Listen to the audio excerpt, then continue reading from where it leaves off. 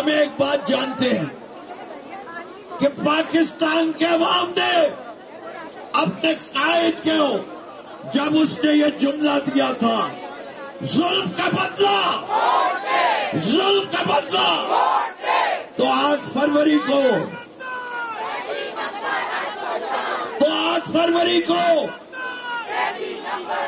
نہ ہمارا سمبل تھا، نہ ہماری پارٹی کا نام تھا، نہ ہماری لیڈرشپ میدان میں موجود تھی، لیکن عوام نے کیا ثابت کیا کہ ہم ہر حال میں کپتان کے ساتھ ہیں۔ ابھی رابستان کچھ کہہ رہے تھے، وقت کی کمی ہے، میں یہاں آپ لوگوں کے اور اس میڈیا کے سامنے ایم کیو ایم کو چیلنج دیتا ہوں۔ کس بات کا چیلنج؟ تم کہتے ہو تمہارے پاس مینڈیٹ ہے، عالمگیر کی سیٹ تم 1 لاکھ ووٹ سے جیتے ہو نا۔ ہم کہتے ہیں ہم عالمگیر کو نہیں کھڑا کریں گے، ہم عالمگیر کے ایک اندھا ورکر کو کھڑا کریں گے۔ تم اپنے مائی باپ کو بھی لا کے کھڑا کر دو، اس کے نام کے ساتھ جنرل بھی لگا دینا، تب بھی کوئی فرق نہیں پڑے گا، پھر بھی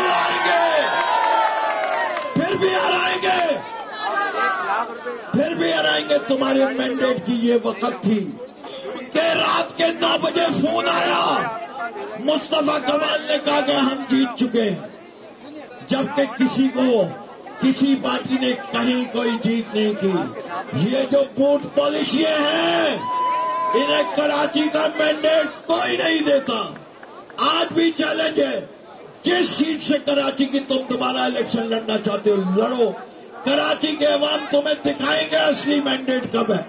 1 ہفتے میں لڑنا ہے، آؤ 1 ہفتے میں لڑیں گے، 2 ہفتے میں لڑنا ہے، 2 ہفتے میں لڑیں گے، لیکن تمہارے جعلی مینڈیٹ کو ہم نہیں قبول کریں گے۔ اب آپ کو کچھ چیزیں میں بتانا چاہتا ہوں۔ دیکھیے، ہمیں جب ہم کہتے ہیں غلامی نامنظور تو ہم کس طرح کہتے ہیں؟ غلامی یہ مٹھی ہے، یہ نشانی ہے غلامی نامنظور کی۔ اور ہم خاص طور پہ پاکستان میں جب آپ کسی کو لعنت بھیجتے تو کس طرح لعنت کہتے ہیں؟ اب آپ کو جدھر ایم کیو ایم نظر آئے لعنت، جو ورکر نظر آئے لعنت، مریم نظر آئے لعنت، اس سے کہ یہ لعنت کے قابل ہیں۔ آپ نے یہ یاد رکھنا ہے، بازار میں نظر آئے لعنت، جان مسجد میں بھی نظر آئے تو لعنت، اس سے کہ یہ لعنت کے قابل ہیں۔ اس سے کہ مریم کیا کہتی تھی، اس کے پاپا کیا کہتے تھے؟ ووٹ کو عزت دو، کیا یہی کہتے تھے نا؟ تو میں کہتا ہوں اور آپ جواب دیجئے، عوام کی عزت، ووٹ کی عزت، ووٹ کی عزت، ووٹ کی عزت، اس سے کہ یہی ہمارا ہے کہ جو ووٹ ہمیں ملا ہے اس کو فوج بھی عزت دے، الیکشن کمشنر بھی عزت دے، اسٹیبلشمنٹ بھی عزت دے۔ اور قاضی فائز عیسیٰ صاحب، آپ آئین کے پابند ہیں، عوام کے لیے یہ آئین ہے، عوام کے حقوق کے، عوام کے مینڈیٹ پہ ڈاکہ پڑا ہے۔ یہ آرٹیکل 184 کس مرض کی دوا ہے؟ کس مرض کی دوا ہے؟ کہ آپ کی عدالت جاگ نہیں رہی؟ کیا آپ ٹی وی دیکھ نہیں رہے؟ کیا آپ کو پتا نہیں ہے کہ کیا ہوا مینڈیٹ کے ساتھ؟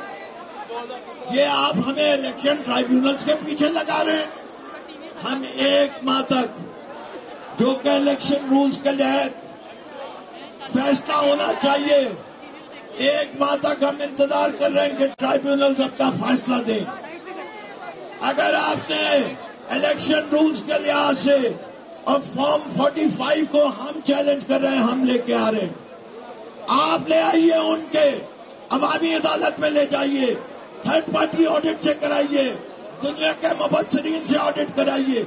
अगर हमारा क्लेम गलत हम पीछे हटेंगे, और अगर हम सही तो आप हमें हमारा मैंडेट दीजिए। काजी साहब, ये आपका इम्तिहान है। अगर तुमने काजी बनना है तो तुम इंसाफ दो, वरना काजी नहीं होगे तुम, और तुम्हारा दामन ये पूरी कौम पकड़ेगी। क्योंकि मगरिब करीब है और बहुत से बोलने वाले हैं। एक दफा फिर हम सब एक ही जानते हैं, नाच क्या है भाई, नारा लगवाओ, नारा इमरान,